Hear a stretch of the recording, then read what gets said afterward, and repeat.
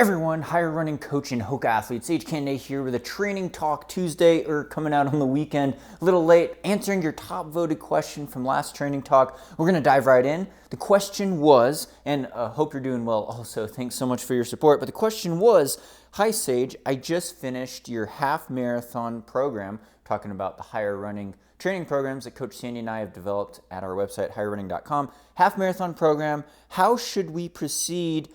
Do we repeat the whole program right away if we want to improve our time, or can we start at a certain week? So to answer the question in the first 10 seconds, yes and no, mainly no. And it's not just because I want to have you go on our website and buy another half marathon training plan. We have different levels. So the level changes as your experience develops, how much time you could put into your training, maybe what your mileage is, how many miles or kilometers you run each week, but also with your speed, whether or not you're a first-time half marathoner looking to finish, maybe you're looking to crack 2 hours in the half marathon, or even crack 140 or 130, you might get a more advanced or more beginner plan. So we do want you to advance, and the number one thing with the training plans is, and this goes with all training programs, whether you're finding something online or working with one of our higher running coaches or something like that, is that usually your training happens in a certain set time, right? You have a goal race, you have a April marathon, or you have an ultra marathon, or a 10K or 5K that you're training for in the future weeks. And so you're looking at your training in these blocks of maybe 6, 8, 12, 16, 20, 24 weeks, maybe even a matter of months and years. And if the training plan is very set, let's say it's a 16-week half marathon training plan from Higher Running, you're going to follow through that sequence. It's very static. It's everything's laid out. The sequence of workouts that builds you up progressively, your fitness to peak in that certain time. Now, when you start changing and messing around with the formula, you start bringing in more variables that could throw things off. So, for example, in my past, I've run 5K, 10K PRs, cracked 30 minutes in the 10K. I had a very set formula in college. I'd write down my training log. I'd be like, okay, if I do this workout, this sequence of workouts, I do, 8 times a kilometer, then I do 5 times a mile, then I'm hitting 80 miles a week, then I'll run this time. If I do A, B, and C, this will equal, this result. And that sometimes works out, but the problem is that doesn't always work out. The training plans, that secret formula, that static thing, it could work out again and again and again, but the thing is that's very static, whereas our lives are very dynamic, right? Things change in life. Hate to break it to you, but we're getting older. Sometimes you're getting older, you're getting more mature, you're getting faster and stronger, and you're progressing as a runner. Sometimes your chronological age, though, is making it harder to recover, or life stresses, dynamic things in our lives throw us off balance. Our work stress, family life obligations, maybe we're not sleeping as much certain weeks, we got a big project due, other stresses, diet related, other exercises or activities we do, make life very messy. And things don't go to plan. We get sick sometimes or injured. And so we have to go off this set static training plan. And if we keep changing things up, if we try to jump into the same plan over and over and over, eventually it's not going to work as well, is what I'm saying. And again, I don't want you to say, oh, you have to buy our advanced half marathon training plan now because you've progressed. You could use the plan over and over and probably achieve a lot of success. I wouldn't necessarily start at week 6 though.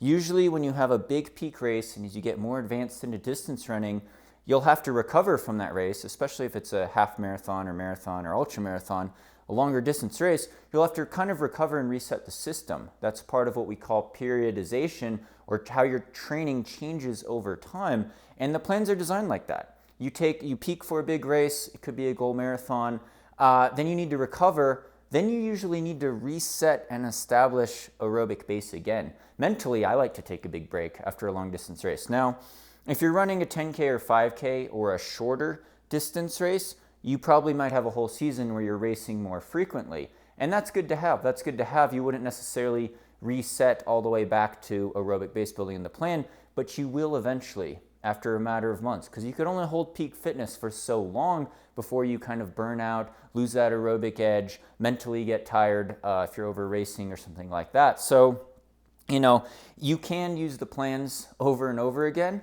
especially if you're kind of still staying in that goal time range.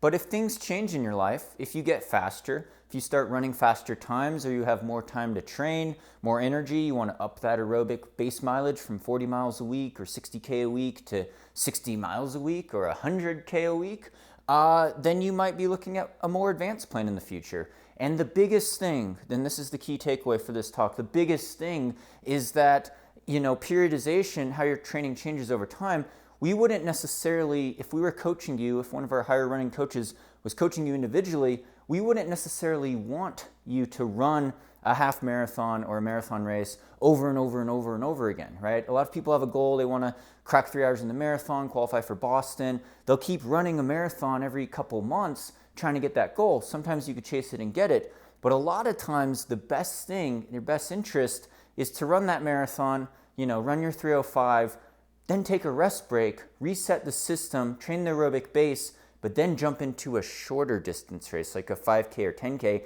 and have a whole season of speed development where you're doing 5K and 10K races, maybe several over the course of the next 3 to 4 months, maybe doing our 5K, 10K plan, or a half marathon focus, and then go back to the marathon training later in the year. So you're cycling your race distance, and this is the same thing with ultramarathon runners. A lot of people, you know, they're doing 100 milers.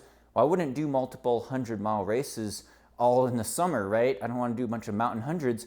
I would do a 50K race as my next race after a longer race, or at least, you know, under 100K. So you're changing up the race distance, you're changing up your speed development stimulus. That would require a different training plan, so to speak, right?